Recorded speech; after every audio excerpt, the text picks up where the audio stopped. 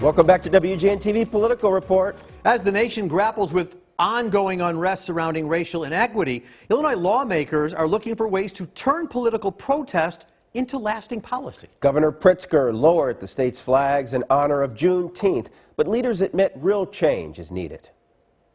But we're going to keep working with our legislators and the Black Caucus in particular around issues of criminal justice reform and making sure that there's real investment in communities that for too long have suffered from disinvestment and have been ignored.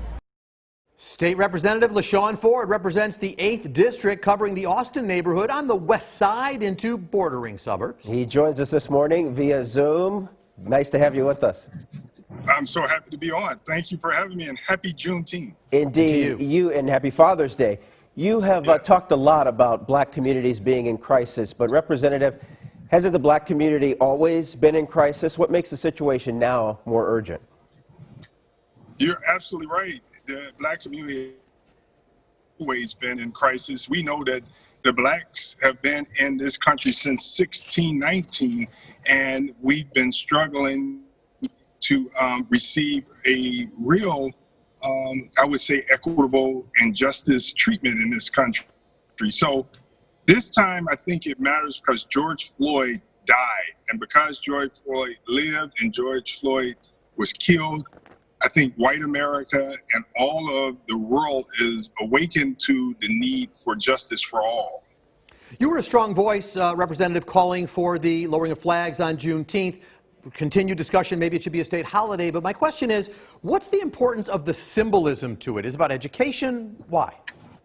Well, it's one, it brings attention, and anytime you can bring attention to an issue, it's a teachable moment.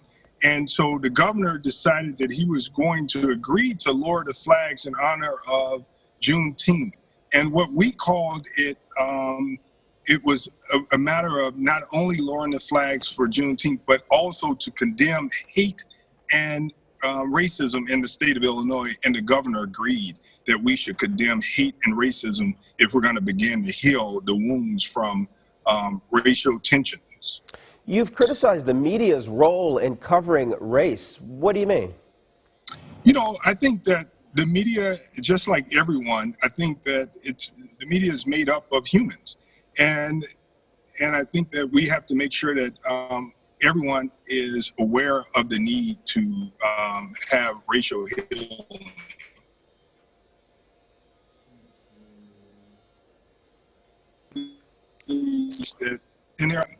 And that's why it's important to have a diverse media staff, not only on TV, but also in the back, making the news stories. So I think that it's just critical that we have diversity everywhere in media.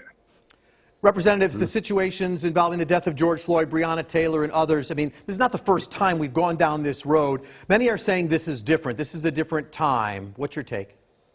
Oh, this is absolutely a different time. And this time, I think that what we have found is that it was an awakening for our white brothers and sisters, because when you see George Floyd's assassination with the officer's knee on his neck for 8 minutes and 46 seconds, that's a very long time.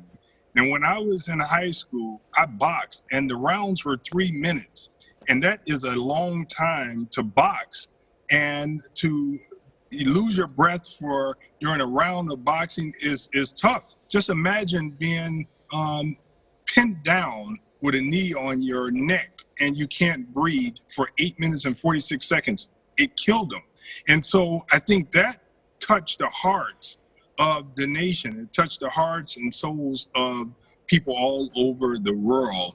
And I think that's what it takes. It's no different than the civil rights movement, when the whites and blacks were marching to make sure that blacks had a right to go to schools, and blacks had a right to go and sit on the lunch counters. When it became televised, it made a big difference. That made the difference. The media plays a huge role in making sure that we educate the masses on justice and why we should move forward. The General Assembly during that special session passed some COVID-19 relief for Illinois families, but you didn't take action to address the racial divide, how the virus is disproportionately impacting black and brown communities. What does that say about the influence of the Black Caucus in Springfield, that didn't happen?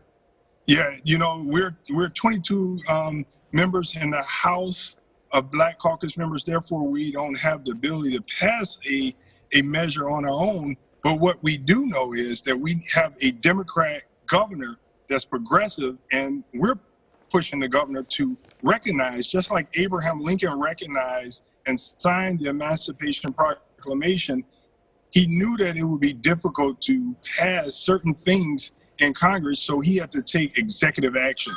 So we're asking the governor to take executive actions in Illinois and lead like Lincoln, and let's begin to do some work to repair the harms that's been done to black people in the state of Illinois.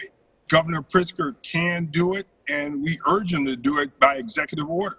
Less than a minute for this, Representative. The governor announcing over $1 billion in grants to help small businesses and individuals. While black and brown individuals' businesses are hit harder by COVID, how do you think the distribution decisions should be made? A lot of people are suffering.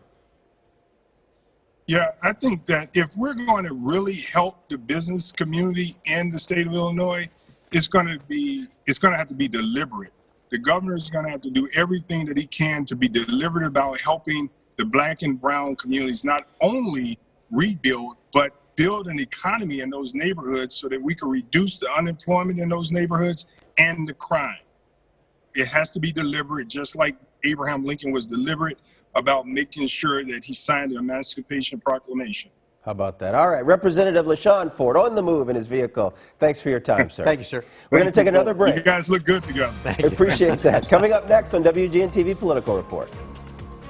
The days of Governor Pritzker picking winners and losers is about to come to an end.